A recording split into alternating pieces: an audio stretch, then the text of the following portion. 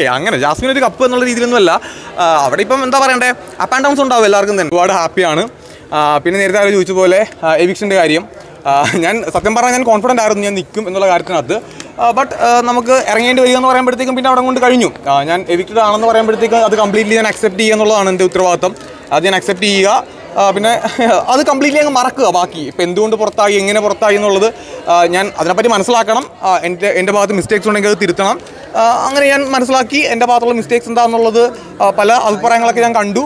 അപ്പം തിരുത്തേണ്ടത് ഞാൻ ഉറപ്പായിട്ടും തിരുത്തും, അല്ലെങ്കിൽ നമുക്ക് മുന്നോട്ട് പോകാം. ഒരു കമ്പൈൻ ഗെയിമിൻ്റെ ഭാഗമായിട്ടാണ് ഈ പുറത്തായെന്ന് തോന്നുന്നത്. അങ്ങനെ വിശ്വസിക്കുന്നില്ല. കാരണം എന്നെ സംബന്ധിച്ചിടത്തോളം ഞാൻ ഒരു അവിടെ പോയിട്ട് ഇപ്പം നേരത്തെ ചോദിച്ച ഒരു കോംബോ ഉണ്ടാക്കിയെടുത്തിട്ടൊന്നുമില്ല. എന്നോട് എൻ്റെ ഫിസിക്കൽ കണ്ടീഷൻ ഭയങ്കര മോശമായ സമയത്ത് എൻ്റെ കൂടെ ശക്തമായിട്ട് നിന്ന, അല്ലെങ്കിൽ എനിക്ക് ഒരു 45-ാം ദിവസം ഞാൻ തിരിച്ച് കയറി ചെന്നിട്ട് 60-ാമത്തെ ദിവസം വരെയുള്ള ദിവസങ്ങളിൽ എനിക്ക് 2 ഡേയ്സ് മാത്രമാണ് കംപ്ലീറ്റ് ആയിട്ട് ഡോക്ടർ റെസ്റ്റ് തന്നത്. ബാക്കിയുള്ള എല്ലാ ദിവസവും 2 ദിവസം ഒഴിച്ച് ബാക്കി എല്ലാ ദിവസവും എനിക്ക് റെസ്റ്റാണ് ഡോക്ടർ പറഞ്ഞിരുന്നത്. 2 ദിവസം മാത്രമേ എനിക്ക് ആക്ച്വലി വെർബലി പോലും സംസാരിക്കാൻ പറ്റുന്നുണ്ടായിരുന്നുള്ളൂ. അപ്പോൾ എനിക്ക് ഒരു ദിവസം, അത് നിങ്ങൾ കണ്ടോന്ന് എനിക്കറിയില്ല, എനിക്കൊരു പെർ ഡേയിൽ 12ഓളം മെഡിസിൻസ് ഒക്കെ എനിക്ക് കഴിക്കേണ്ട സിറ്റുവേഷൻസ് എനിക്കൊരു 10 ദിവസത്തോളം ഉണ്ടായിരുന്നു. അപ്പോൾ ആ 12 മെഡിസിൻ വരെ കഴിക്കേണ്ട സന്ദർഭത്തിൽ എൻ്റെ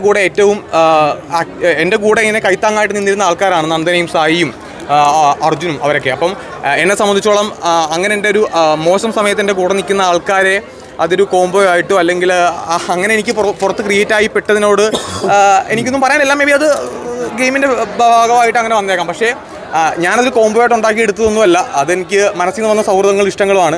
അത് ജീവിതകാലത്തിൽ എപ്പോഴും അങ്ങനെ തന്നെ ഉണ്ടാവും, അതിൽ മാറ്റം ഉണ്ടാവില്ല. ജാസ്മിൻ്റെ ഒരു എന്താ പറയുക, ഒരു ഫേവറബിൾ ആയിട്ട് ഗെയിം പോകുന്നതായിട്ട് തോന്നുന്നുണ്ടോ? ജാസ്മിൻ ഒരു കപ്പ് എന്ന രീതിയിൽ ഗെയിം മാറിയായിട്ട് തോന്നുന്നുണ്ട്. അങ്ങനെ ജാസ്മിൻ ഒരു കപ്പ് എന്നുള്ള രീതിയിലൊന്നുമല്ല. അവിടെ ഇപ്പം എന്താ പറയണ്ടേ, അപ്പ് ആൻഡ് ഡൗൺസ് ഉണ്ടാവും എല്ലാവർക്കും തന്നെ. മാറ്റങ്ങൾ സ്ഥിരം എപ്പോഴും ഗെയിംസിൽ അങ്ങോട്ടും ഇങ്ങോട്ടും മാറ്റങ്ങൾ തീർച്ചയായിട്ടും എല്ലാവരുടെയും കാര്യത്തിലുണ്ടാവും. ഇപ്പം എൻ്റെ വ്യൂ പോയിന്റിൽ ഞാൻ കപ്പടിക്കുമെന്ന് പല സമയങ്ങളിൽ എനിക്ക് തോന്നിയിട്ടുണ്ട്. പക്ഷേ അത് പ്രേക്ഷകരുടെ വോട്ട് ഏതൊരു സമയത്ത് കുറഞ്ഞു പോയതുകൊണ്ട് ഞാൻ പുറത്തേക്ക് വന്നു. അത് ഒരാൾക്ക് ഫേവറബിളായിട്ട് ഒരു സീസൺ മുന്നോട്ട് പോകുമെന്ന് ഞാൻ കരുതുന്നില്ല. എല്ലാവർക്കും അപ്പ് ആൻഡ് ഡൗൺസ് ഉണ്ടാവും. അതുപോലെ ജാസ്മിനും ഡൗണും ഉണ്ടായിട്ടുണ്ട്, അപ്പും ഉണ്ടായിട്ടുണ്ടെന്ന് ഞാൻ വിശ്വസിക്കുന്നു. പക്ഷേ ശ്രീധുവിൻ്റെ കാര്യം പറഞ്ഞാൽ ഏഷ്യാനെറ്റ് സീരിയലിൻ്റെ ഒരു ഭാഗമായിട്ടുള്ള ഒരു വ്യക്തിയല്ല ശ്രീധു. അപ്പോൾ ഇതിനേക്കാളും മോശമായിട്ട് ഗെയിം കളിച്ചിട്ടും അവർ ഗെയിം നല്ല ഗെയിം എന്നുള്ളതില്ല. കാരണം ഓരോ ആൾക്കാരുടെ വ്യൂ പോയിന്റ് ആണ് ഗെയിം എന്ന് പറയുന്നത്. ഇപ്പം ചില ആൾക്കാരെ സംബന്ധിച്ചോളം ഇപ്പോൾ ഒരുപാട് ഇപ്പോൾ നമ്മൾ 5 സീസൺസ് എല്ലാവരും കംപ്ലീറ്റ് ചെയ്തു കണ്ട്. ഇപ്പോൾ 6ാമത്തെ സീസണാണ് റണ്ണിംഗ് ആയിട്ട് നിൽക്കുന്നത്. അപ്പോൾ ചില ആൾക്കാരുടെ വ്യൂ പോയിന്റിൽ ഒരുപാട് ദേഷ്യപ്പെടുന്ന ആൾക്കാർ ഇഷ്ടമായിരിക്കാം, വളരെ സൈലൻ്റ് ആയിട്ട് നിൽക്കുന്ന ആൾക്കാർ ഇഷ്ടമായിരിക്കാം.